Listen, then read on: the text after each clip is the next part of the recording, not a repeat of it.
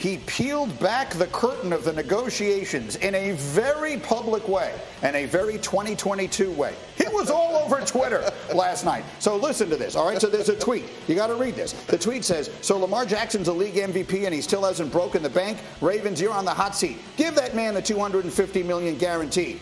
Someone replied to that. He wants more. Again, these are not reporters. This is just someone responding. He wants more. They already offered that. Lamar Jackson himself responded, no, they didn't.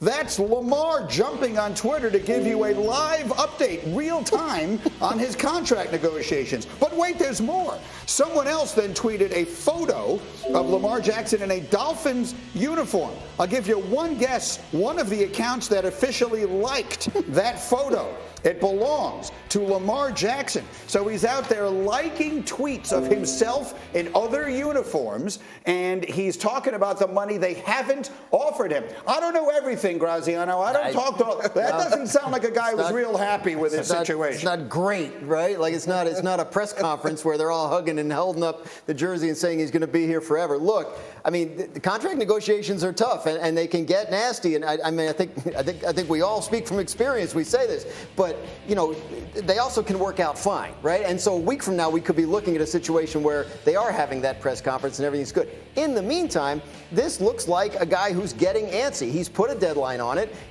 Clearly, the team is not where he wants them to be, or else they would have had a deal done by now. And it looks like he's trying. I don't know.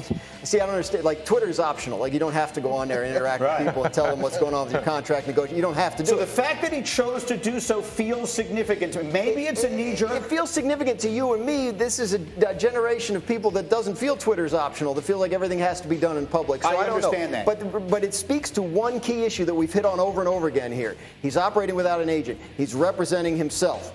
And there are times when the management of this situation can really benefit from having someone who's an intermediary, right? If he's hearing these things directly from the team, that's not the best position to be in. It's getting personal, right, Nico? And that's not a good place. You don't want to get personal, Mike, especially with the, you know what I'm saying? You know, we won't get into the Jets stuff. But you two have been on opposite sides of these negotiations, and having a person in between you is helpful. It is, and he can speak on when you're dealing with just the player and then you're dealing with an agent. There's a buffer there that when you are evaluating a player and you're trying to get, both sides are trying to get the best deal for each other, there's certain things that might be offensive to a player. Like, oh, you don't think I'm that good? Look, I'm an MVP. Or look at these other guys that are making a lot more money than me, and look what they're getting paid versus what I'm getting paid. So when you don't have that agent, maybe the agents say, hey, listen, let's cool it on the tweets. Let's not get out there and like stir this up. Somebody just to give you a little advice when you're going through the struggle, because there's anxiety in the process.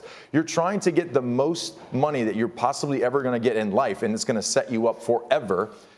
Sleepless nights. Then you're worried about staying healthy and also being the leader of the team and being the best guy on offense and carrying the torch offensively for the Ravens, which they know he has to be at his best. So it's a stressful situation that could possibly affect how he plays. Mike T, if you're on the other side of this yet, and if you're John Harbaugh, you're the front office in Baltimore, you're trying to get this deal done, and you see this on social media last night, what does it make you think?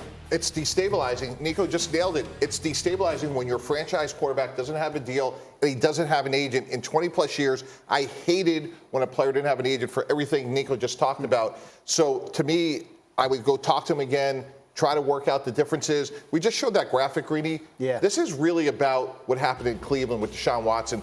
$230 million fully guaranteed.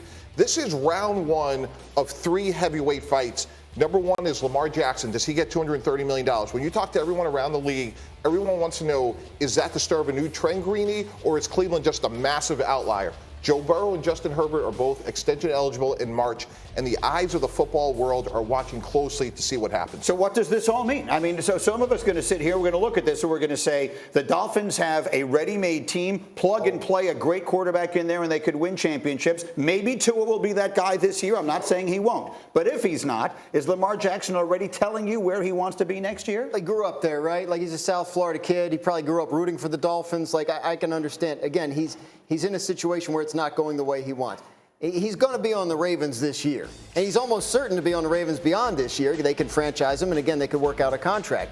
But I think, down the road, you could have fun with this. You could play. If Tua has a bad year, the Dolphins have been on the lookout for a quarterback. If Lamar's still upset, of course. I mean, that's the kind. But I think that is projecting. That is assuming based on what we see on Twitter, which is a dangerous game. I think at this point we have about a week and a half for him to do this deal, and they still might. The only more dangerous game is asking someone to make a guess on national television, but that's what I'm going to do. The season starts in 12 days. The Ravens will actually play Joe Flacco, their former quarterback, we think, and the Jets. Star, because Serena was just too good. She was moving as well as we've seen her move in years last night. Here's 5-3 in the second, a match point opportunity for Serena, and that is that. 6-3, 6-3. Serena survives and advances. She moves on to round number 2, which will be yesterday. And then there was a ceremony to honor her on the court where she addressed the crowd who was there last night to show their love.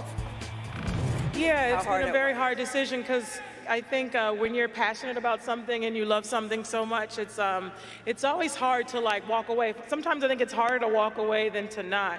And that's been the case for me. And so I've been trying to decide for a little while what to do. I think now's the time. I just have a family and, so it's just like, family. There's other chapters in life, and I call it evolution. Just keep coming out and supporting me as long as I'm here. Know that I love you so much, and I'm so excited to be here. It was a great moment last night. Gayle King hosting this ceremony. She's now 21-0, Serena is, in opening matches at the U.S. Open. She's won a major match in her teens, her 20s, her 30s, and now in her 40s. She will face the world number 2 tomorrow in the second round. She's also playing doubles alongside Sister Venus, so hopefully plenty more from Serena in the week to come. Next up, your morning wake-up call. Aaron Judge making history. Michael Kay behind the mic. The 1-1. High drive. Left center. Trout back. Looking up. See ya, number 50. Aaron Judge connects for his 50th home run of the year. And it's 4-3 Angels.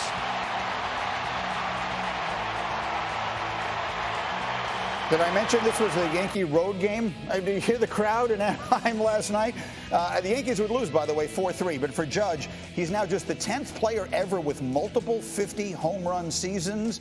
And as you see, he's the 3rd Yankee to do it, along with Babe Ruth and Mickey Mantle. Full highlights of that game coming up a little later in the hour. Meanwhile, huge news out of the NFL. Jimmy Garoppolo and the 49ers stunning everybody with a restructured one-year contract agreement that will keep the quarterback in San Francisco this season. The contract contains a no-trade clause and a no-tag clause. So Garoppolo will have the freedom to leave in 2023. For now, he will be Trey Lance's backup this year. Ninko is here. Tannenbaum is here. Graziano is here. And Dan, I'll start with you. We thought that he was going to be moving on. Now, is he assured of being there all season long? Oh, no. Look, they just spent the last 6 months telling everybody that would listen that they were going to trade him. They wanted to trade him. They gave him permission to seek a trade. The fact that he has a no-trade clause just gives him some say in where he ends up. But what they've done is extended their trade window by 2 months. The NFL trade deadline is November.